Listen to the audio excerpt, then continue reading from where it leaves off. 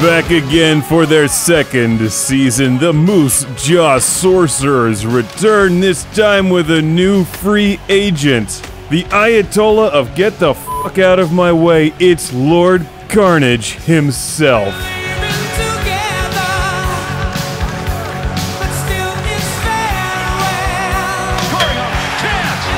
The league tried to ban Lord Carnage, saying that genetically engineered players aren't allowed to play, so Lord Carnage banned the league.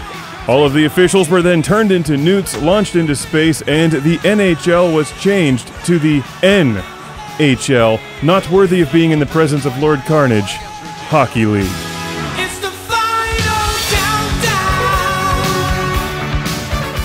Not only are hockey teams from the United States and Canada in the NHL, but as this game demonstrates, teams from all over the world are crushed equally by Lord Carnage and the mighty Moose Jaw Sorcerers. Under 8 minutes left to go, we're in the first period, and this one remains scoreless.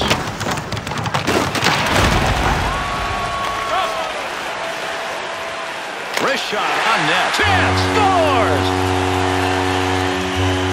So what's new in NHL 11? In addition to the subtle name change, not worthy of being in the presence of Lord Carnage is all one word, to make NHL War. They didn't want to reprint all the t-shirts. What's new here is broken sticks, which pleases Lord Carnage, because as he always says, when you stab somebody with a hockey stick, you want to break it off while it's still in them, so it hurts more.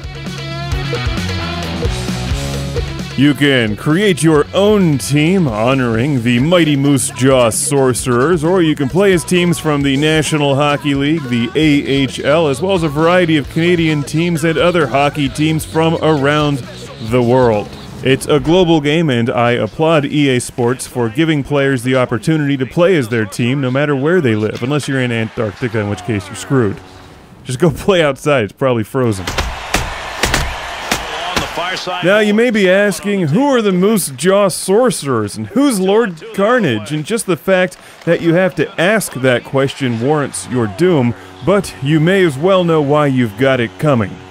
The Moose Jaw Sorcerers, as you should have learned in the NHL 10 review, are essentially the Pittsburgh Penguins, which were bought by Moose Jaw after oil, diamonds, and adamantium were discovered beneath Moose Jaw, which is now the wealthiest city in the universe, and they actually bought the moon.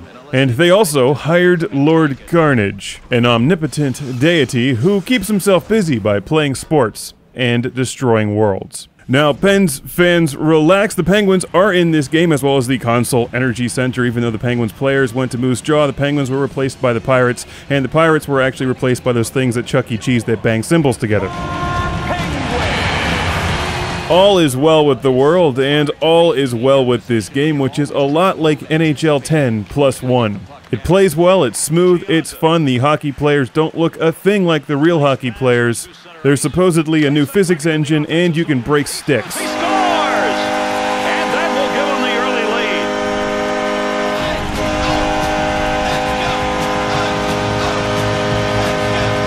lead. We've got the Ramones in the background, and while it seems like they've trimmed their music budget a bit, you can still hear songs from Europe, as well as Pantera and others that fit the crowd. The audio design is as good as ever. You can play online against your friends, you can be a pro, you can play an entire season, you can play the championships. Like most other EA Sports games, there's subtle enhancements, improvements, tweaks, modifications.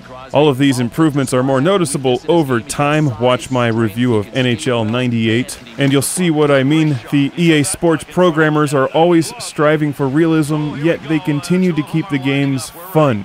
You can play them like you want to play them. You can fine-tune every detail of your hockey team and really get into managing and strategy. Or you can play the game like a fast-paced arcade-style hockey game. Choose your favorite team, slaughter your opponents. The game lets you do what you want to do. I just wish they would have made the players look more like the real players. Settle back in. That one's ended. Now these guys can go recover from the bruise. This time we get broken sticks. Maybe next time Matt Cook looks like Matt Cook.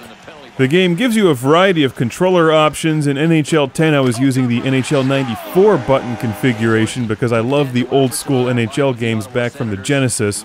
This time I played with the new controls, the default controls, where you use pretty much every button on the controller to recreate precision, checking, and stick handling.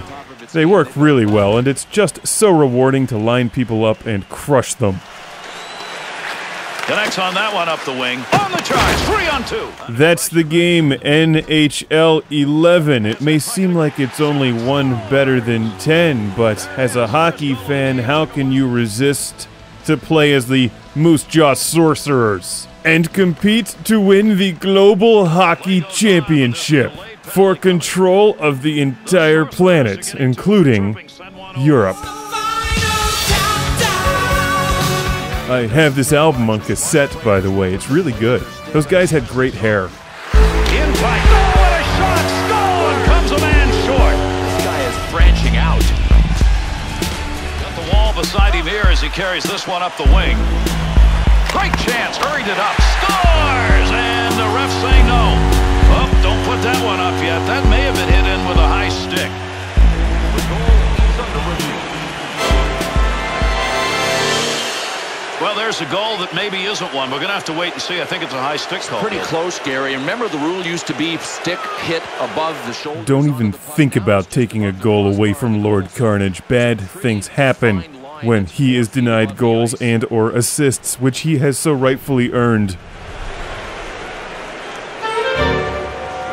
Well, the wait. You have angered Max Talbot. You have angered Lord Carnage. You have angered Sidney Crosby.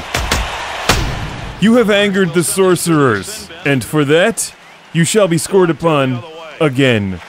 Got it where he shoots, he scores! Prepare the robot eels. It's feeding time. That one. Score! Go Sorcerers! See you next time in the FIFA 11 review. And tonight's first star for the Sorcerers, number 00.